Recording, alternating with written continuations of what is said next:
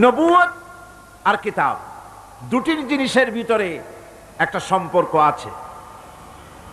নবুয়ত এবং কিতাব দুটোই আল্লাহর পক্ষ থেকে আসছে। নবুয়ত আসছে কার কাছ থেকে? আর কিতাব আসছে আল্লাহর কাছ থেকে। নবুয়ত এর দাবি কেউ নিজের থেকে করতে পারে না, এ কথা আমি বহুবার আপনাদের সামনে আলোচনা করেছি। নবী দাবির ভিত্তিতে হয় না, নবী আল্লাহ বানান।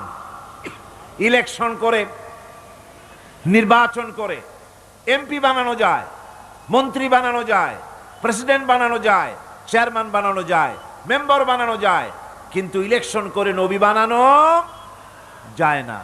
নবী ইলেকশনে হয় না, নবী হয় কিসে? সিলেকশন। নবী কিসে হয়? সিলেকশনে। সিলেকশনটা করেন কে? আল্লাহ রাব্বুল আলামিন। সুতরাং নবী আল্লাহর কাছ থেকে আসে, আর কিতাবও আল্লাহর কাছ থেকে আসে।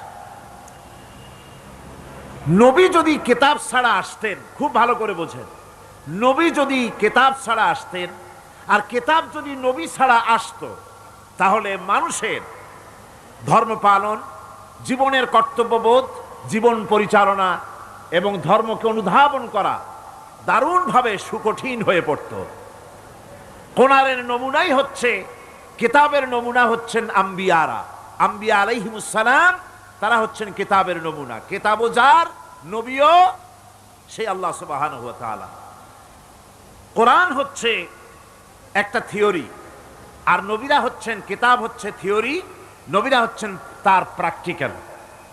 থিওরি আর প্র্যাকটিক্যাল দুটো জিনিস এক নয়।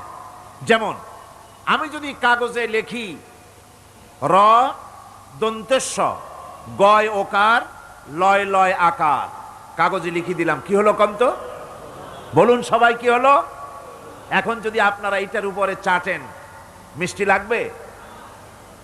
বলবেন মিষ্টি কেমনে লাগবে, ওর মধ্যে দুধ নাই, চিনি নাই। আচ্ছা ঠিক আছে, লিখে দিলাম দুধ, চিনি ইত্যাদি যা যা লাগে সব লিখা কাগজটারে গোল বানাই দিলাম। এখন যদি চাবান, তাও কি মিষ্টি লাগবে? লাগবে না। মিষ্টি লাগবে কি হলে? দুধ কিনতে হবে, ছানা বানাতে হবে, চিনির শিরা তৈরি করতে হবে, তারপরে রসগোল্লা বানাতে হবে, এরপরে আপনি ফ্রিজে রাখবেন, চামচ দিয়ে কাটবেন, মজা করে খাবেন, তখন আপনার ভালো লাগবে, ঠিক কিনা? এখন ভালো লাগলো কেন? যেহেতু এটা প্র্যাকটিক্যালে আসছে। আর আগে কাগজ চেটেছেন, কাগজ চাবায়েছেন, ভালো লাগে নাই, কারণ থিওরি চাবায়েছেন। প্র্যাকটিক্যালে না আসা পর্যন্ত মজা পাওয়া যাবে না। সেই জন্যে কোরআন হচ্ছে একটা থিওরি, কাগজে লেখা একটা থিওরি। এই থিওরিটা আল্লাহ রাব্বুল আলামিনের। এই থিওরি যদি প্র্যাকটিক্যাল না থাকে, মডেল না থাকে, আদর্শ না থাকে,